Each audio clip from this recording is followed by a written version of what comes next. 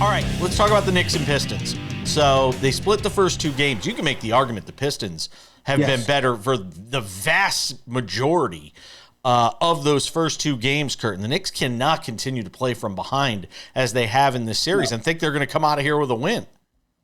No, especially now heading back to Detroit, where in theory their role players should be more comfortable. They should get a little more bench play because it's been rough. If it wasn't for that 21-0 run in game one, this would be a really bad look for them right now. Yeah. And they've got to get more out of Cat, for one. Like, I think it's he was not good in game two. He has got to be better, much better off. Look, they're going to have to outscore them. They don't have the defenders. They don't have, I mean, as good as OG is, Cade's going to get his. They've got guys who can open up. You're going to have to get a lot more points on the board. And Brunson's been fine, but I think you're going to need more out of Cat, and you're going to need some of those shooters you're going to need a hot OG night. You're going to need a hot night from somebody else to make this happen. Is Tibbs complaining about Brunson? We see this every year in the playoffs. One or two coaches that complain their stars aren't getting the calls, that sort of thing. Is he just trying to set it up to maybe get a couple more whistles, especially on the road in Detroit?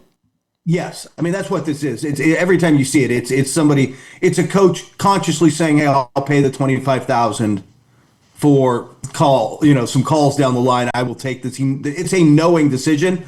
I'll also give Tibbs this. That was I think he has a case on some moments in game. Oh my God. Yes. I'm not a guy who gets on the refs.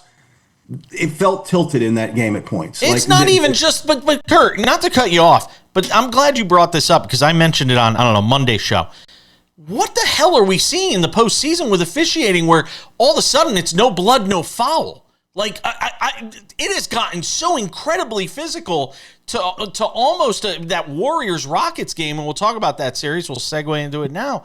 I mean, that looked like 90s Knicks-Pacers basketball. What the hell is the league doing just allowing for a completely different style here in the playoffs?